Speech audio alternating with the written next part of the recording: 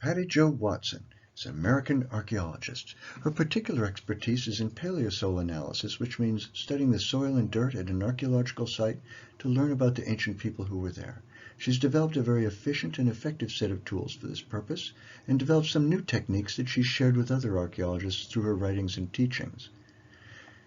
She's written extensively about archaeological theory, and she promoted an approach called processualism, which called for rigorous scientific discipline to glean correct information from ancient remains. For many years, she served as a professor of archaeology at Washington University, and she's even been called by her students and acolytes the patron saint of cave archaeology. To begin this presentation, considering her zealous adherence to carefully distinguishing between right and wrong in approaches to her skills, I will review the cognitive context from which her logical approach has emerged.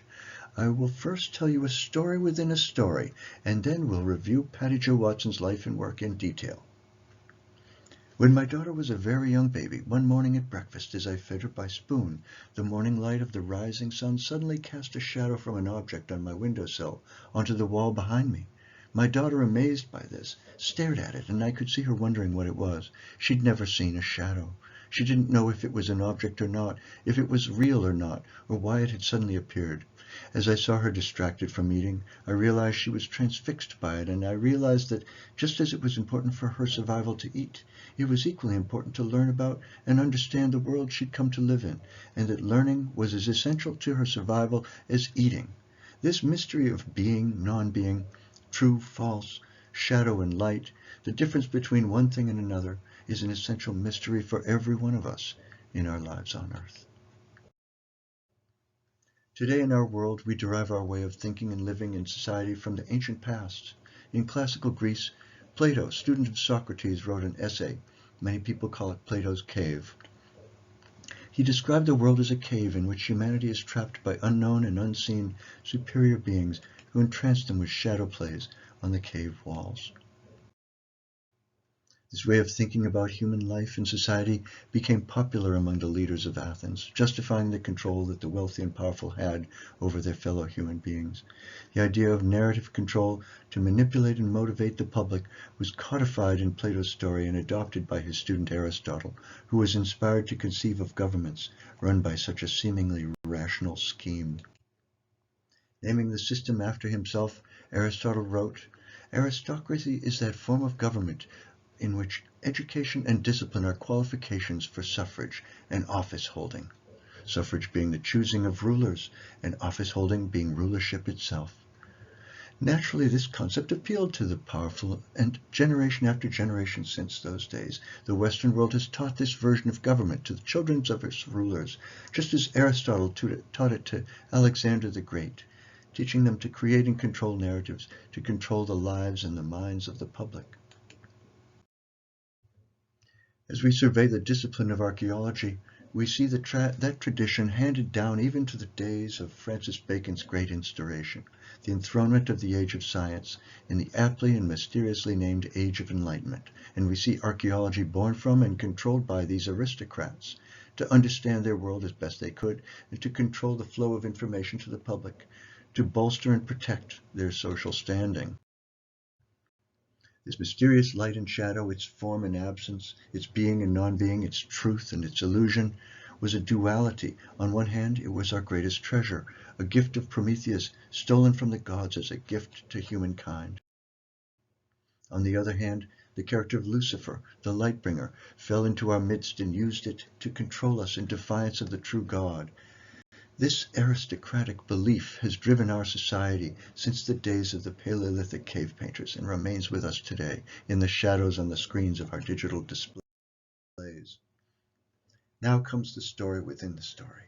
One evening, when I was a young man wandering in the streets of New York City, dressed in a formal suit and coat, but with little money and no place to stay that night, I employed a trick I had learned. If I went to a nightclub that was open all night, I could stay warm, dry, and relatively safe until morning when the club closed, and then I could go to breakfast. My usual, the Mud Club, had been closed down, but I heard there was a new club called the Tunnel. So I went and stood in line with the others and waited my turn to go in, but the line would not move. As we all waited, cars would drive up, entourages would approach and proudly walk to the doorman, briefly chat with him, and he would let them into the club, ignoring us waiting in the street. One man then behind me tapped my shoulder and said, "Hey, tell the bouncer you're in charge of PR for such and such a band and we are your crew so we can all get in." He had 4 friends with him. I looked at them over, and I thought, what the heck, it's worth a shot.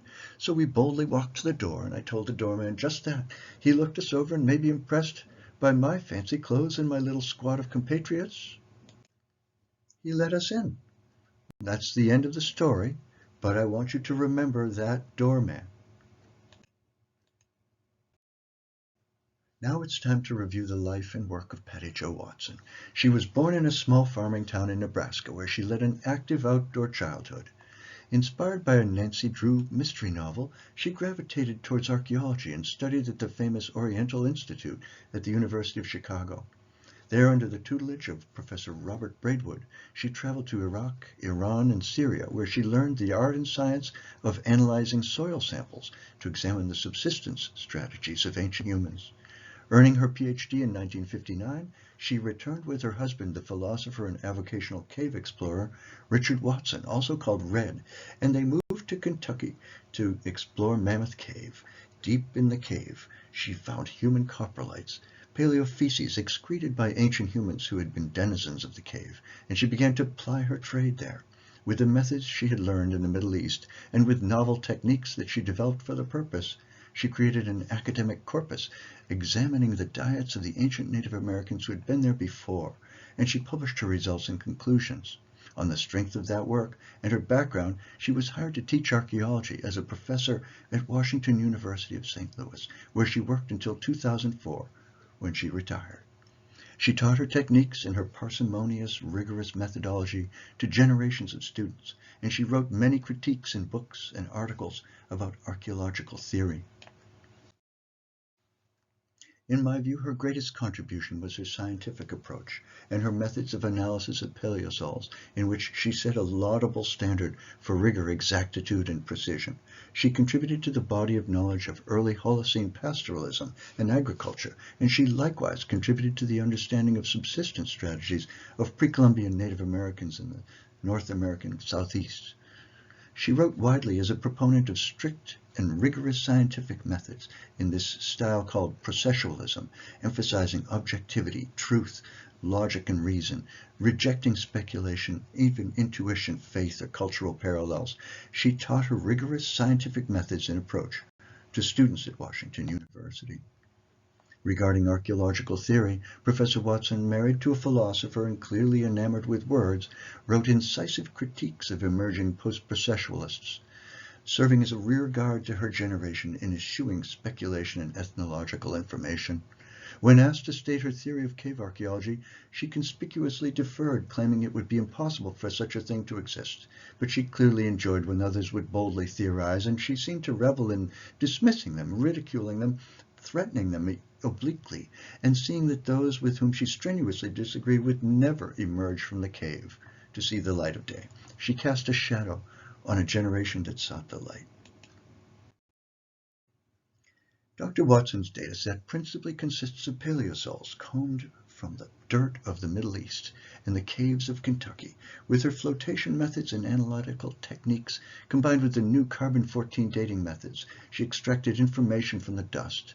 Her work at Salt Caves near Mammoth Caves is an exemplar of her processualist approach, and she always also gleaned great information, even from the trash heaps of shells at the nearby Green River in Kentucky. Dr. Watson's work was guided by certain assumptions. Her rigorous training led her to undertake archaeology as a scientific deductive process. She used words as sharp tools to defend and attack ideas and opinions about archaeology. She believed that only properly trained archaeologists should be heated regarding questions about the ancient past, and she felt non-academics had no place in important discussions.